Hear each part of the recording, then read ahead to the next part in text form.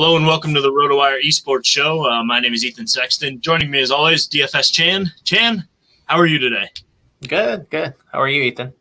I'm good. No complaints. I did not play this morning's slate because I was busy yesterday morning, and by the time I got to check contests, all the ones that I usually played were full. I think it's a good thing I didn't play based on some of these results that happened. Pretty big upset morning, at least two of these matchups with Sandbox starting things off with a sweep of HLE, and then OMG in the first LPL game taking down RNG 2-1. Pretty crazy morning. Yeah, crazy. I mean, so I had RNG and Genji as my cash lineup, and that kind of worked out because I also had Sandbox in my team spot, so I was hoping that Sandbox win. And then as soon as I saw the starter lineup come out for Hanwha Life, they started Dudu at top, and I really don't like when he plays. I just feel like, I mean, he does okay in the laning matchup, but in the team fights, he's just terrible in my opinion. So as soon as I saw that, I just, kind of got off of Hanwha lineups that I had, and then I instead play Sandbox. So that kind of worked out. So I had one GPP lineup with Sandbox and RNG. And so, yeah, it kind of worked out, and Sandbox played really well. Hanwha is in trouble, in my opinion. I think they'll need to get their shit together. So, yeah, and then the other LCK matchup, Genji got a little scare from Nongshim, but Genji is Genji. I think, in a best of three, I don't think not many teams can beat them. But Nongshim, fared well, in my opinion. Yeah, I think as we've kind of been talking about, the hardest part for Nongshim Red Force was going to be when they start facing the top tier teams. And they took Genji to 3 games today, but the game they won was 9-6 in kills. I mean, they're just, both those teams are pretty bad for the most part for DFS. But Red Force, as an underdog from time to time, I think they're going to be worth a look. I agree with you there. Yeah, going back to that Hanwha Life, I mean, they're looking really bad. Dudu came in and he basically played like Dudu, so that was an easy joke right there to make. I really they were off to a pretty bad start already, and then losing to Sandbox is not a good way to really look to bounce back. And I think they are in trouble, and it kind of sucks to see because they have Chovy, who we both like and respect as one of the best mid laners, but they just don't have much else right now. No, I agree. But yeah, and also in the LPL, I mean, some interesting things happen, like OMG beating RNG. So, but yeah, I mean, maybe RNG was still hungover from the MSI, maybe, but as we mentioned this before about OMG, but OMG, if they win, they went through team fights and they're going to score well. So, I mean, they're always a good GPP consideration, and obviously the winning lineup today had OMG in it. So, yeah, I mean, 34 kills in game 3 alone for OMG. I mean, that was insane to see. I mean, we did bring up that maybe RNG would have some MSI hangover, but I don't think either one of us truly believed that they were really in too much jeopardy against OMG. But hey, do you just kind of chalk that up to a random thing that happened, or do you think OMG, with 2 big wins on the week, it should be said, beating IG Monday and then RNG today, are OMG a team we need to reconsider as being a little bit better than we initially thought, or do you think it was just kind of 2 freak wins that they got this week? I think it's a combination of both the RNG's maybe hangover and then OMG playing well in team fights. Abel, I think he had 0 death in one of the games in the series, and he has been playing really well. And even today, Cream on Akali, and I mean Akali's a broken champion, but he played really well on the champion. And I think OMG does really well, and they're a good team fighting team. So I think in the future, on the future slates, if OMG is on, I think we'll have to analyze the opposing team, whether they are a good team fighting team or more of an individual laning phase team. I think when the Shy comes back, like Invictus Gaming, I think if they're matched up against each other, I think OMG has a good shot of that, because obviously, as you know, the Invictus Gaming is more focused on winning by in the lane and laning phase and everything. So yeah, I mean that's just an example, but yeah, I think OMG has shown that they can compete against top teams as long as they can win their team fights. Yeah, I think they're at least worthy of GPP contention in one lineup going forward for sure. And then the final series that we didn't touch on was Suning riding the ship against Ultra Prime. Kind of brought them up yesterday. You'll have to help me. I don't know if you noticed if Suning were kind of low owned or not today, just based on how they'd been performing. But we brought them up yesterday as potentially being under owned just because they'd been so poor to start the year. But this was a good turnaround series for them today. Yeah, I mean, I think they were about 15 to 20% owned, so fairly low. I actually was in the lead with my cash lineup with Genji at the same time. The game was going on at the same time, but yeah, I mean, Suning scored really well. I mean, Ultra Prime in game 2 were just throwing bodies at the end. So yeah. I think literally in the last 2 minutes of that game too, Suning picked up at least 10 kills. So that kind of flipped the script on its head. But yeah, I mean, Suning looked good. Ultra Prime, I think they kind of tilted toward the end of each game. So, you know, it doesn't indicate much from the big picture standpoint. But I think Suning is a kind of team this year in the split where they're going to take care of business against bad teams. But I think they may struggle against top teams, kind of like what happened in the last split. I was going to say, yeah, it's kind of like how they were in spring where they were mid-tier team. They'd beat the teams below them and lose to the teams above them, although they did sweep WE in the playoffs. But, yeah, that kind of wraps it up for today's slate. We'll jump into tomorrow.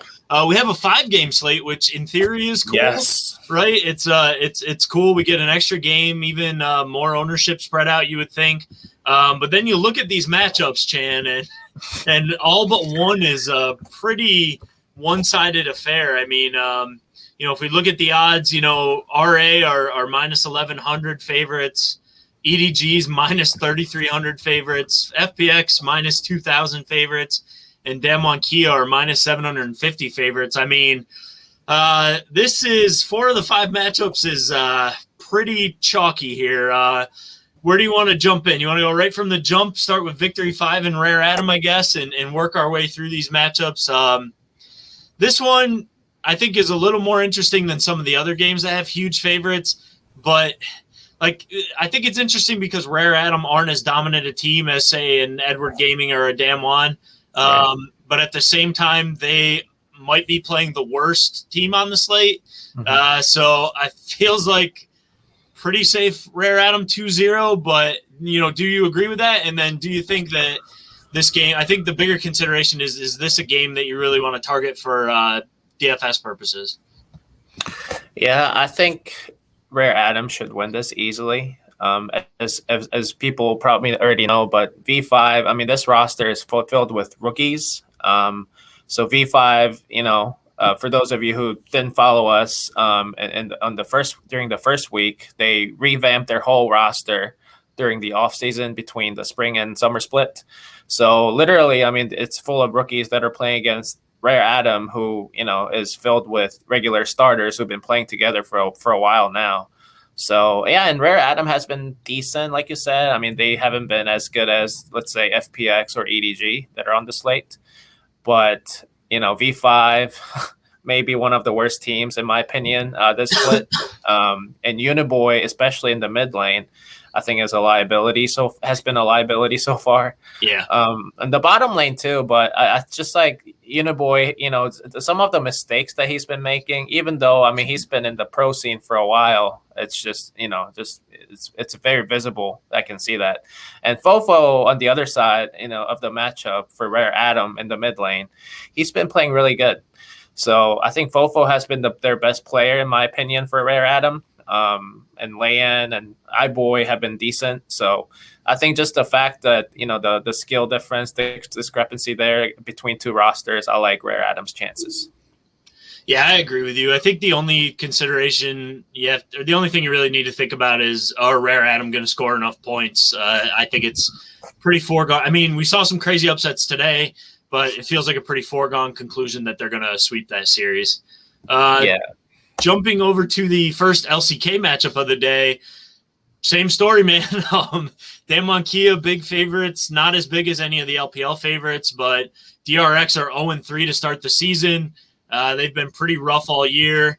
Damwon dropped that one freak series last week, or Was it last week or earlier this week? I can't. It was last week. Earlier last week. Yep, 2 games ago. Yep. Yeah, so they dropped that freak series, but it's still Damwon. I should change their lineup on RotoWire actually, because I'm assuming that Ghost will still be out. So I'm going to flip their lineup as after I toss it to you here. Feels like a 2-0 for Damwon. I have no real hesitation because their lineup might be jumbled again. The only scary thing is we're not going to get their lineup before lineup lock since there's a 3 a.m. game tomorrow. Any fear using Damwon when we don't totally know what their lineup is going to be? Yes. Like you said, I think, Ghost was benched last week because he felt burnt out and they rested him. And then their substitute jungler, Malrang, started at jungle, and then everybody else played different positions. But DRX, in my opinion, so far, I have, in my power rankings, they are dead last. They're even below Fred Brion, even below Africa that are on the Africa's on the slate. But yeah, DRX, they've been just so bad this split so far. I know Pyosik is a decent jungler and Soka is a decent mid laner. But I just feel like, I just don't see any chance that DRX has winning this game unless Damwon comes out with crazy roster, swaps and everything, But actually, we talked about this last time, but for DFS purposes, that may be good or even better, because I think, when they're out of position, not that they're more motivated to play, to show them that they can play multiple positions, but it's just that they're not going to be playing in the style where they were used to playing, from like a macro game standpoint. So I think they're gonna try to win the games more, from the individual laning standpoint. So I think that's gonna produce more kills. Yeah, I agree with you. Even if Damwon come out with a weird lineup, I have full faith that they're gonna win. Like all these guys are good enough. They showed it the other day on even in off roles that I think they're gonna be too much for DRX. The interesting thing, say you use Showmaker in the mid lane tomorrow, you can theoretically get 380 carries in your lineup tomorrow if he starts at 80 carry. That might be an interesting way to go about it, even using Showmaker as a one-off, because we know he's going to play. It just depends on what role, but it could be interesting using him as a one-off, and then you get 380 carries. And for the most part this year, 80 carries have scored the best. So that's an interesting potential way to go, but I think not much more needs to be said about that matchup. Damwon should handle it no matter what roles their players are in tomorrow. So the next one is the most lopsided on the slate in terms of the odds, and the DraftKings pricing actually doesn't line up for every single role for EDG to be the biggest favorite, despite being just huge favorites on this slate. Rogue Warriors, I don't know if I'm gonna like them ever. Maybe like in a matchup the other day against another bad team, but I feel like with Ice Coke starting, it caps their upside that they really don't have much of anyway. So this matchup, another one that just feels like a 2-0 stomp. Do you feel like EDG will score well enough, I guess, is the only question, again, like we've asked for these other two matchups? Yeah, I think EDG should stomp. They've been one of the top 3-4 teams in the LPL so far. They've been playing good teams and they've been dominating too. But we mentioned this before, but ADG tends to play on the slower side. I think they were producing a lot of kills during the first week, but the last series they kind of they didn't score as well as they did in the first week. So I think that tells me I think they're gonna try to regress. They're gonna regress on the kill upside standpoint, but try to more focus on the team objectives and macro game like they did last split, and which obviously was the reason why they were so successful last split. So the fact that the Rogue Warriors is on the other side, I think Rogue Warriors in the last split was notoriously known for giving up a lot of deaths, but this split so far, they've been playing on a bit of a slower side.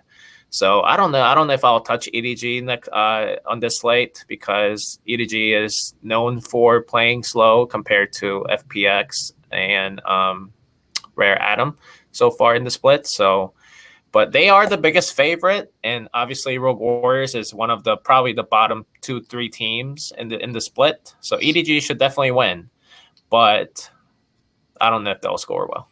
Yeah, I think I agree with you. I think this is going to be like a lower scoring. Maybe EDG only gets like 34, 35 kills in a sweep instead of pushing into the 40s like we'd like to see. I think the EDG team spot could be a great play because, like you said, they're playing this more macro-oriented style, but you do have to pay all the way up for their team spot. It's the most expensive on the slate. But I think, in general, I agree with you that maybe this is the lower scoring of the lopsided matchups, which maybe pushes me off EDG as well.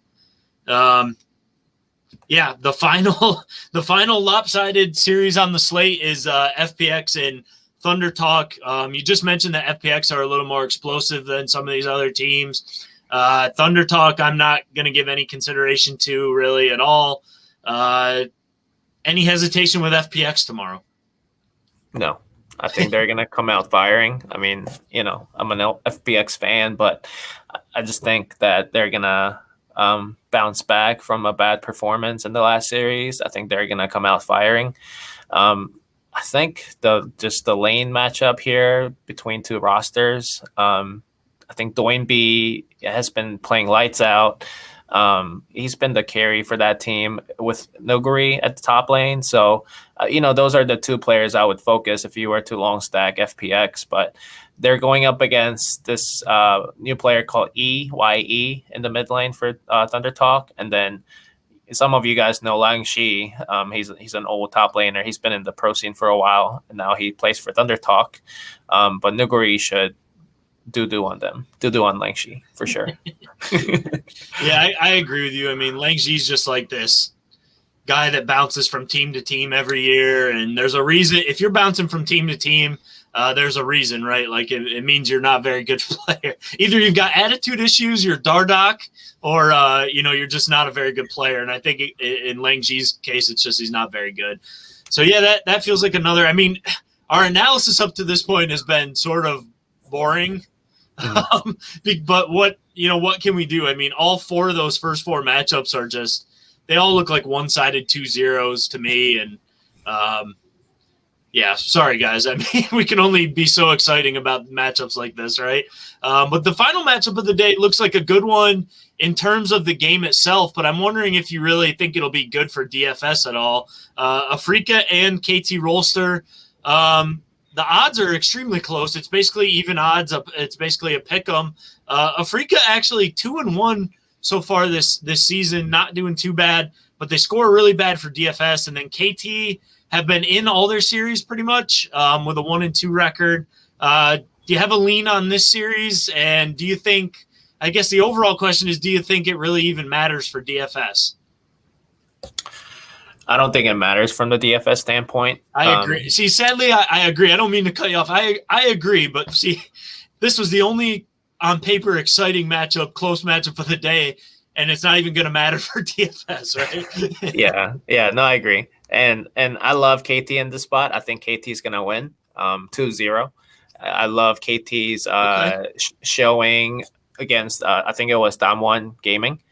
KT has played really well so far in the split. I think Afrika has too through their top lane, and Leo has been playing well. But I just love KT showing in the games that I've watched them so far in the split. I think the fact that Blank is starting for their team at jungle, I think he brings a different dimension to that team that they needed.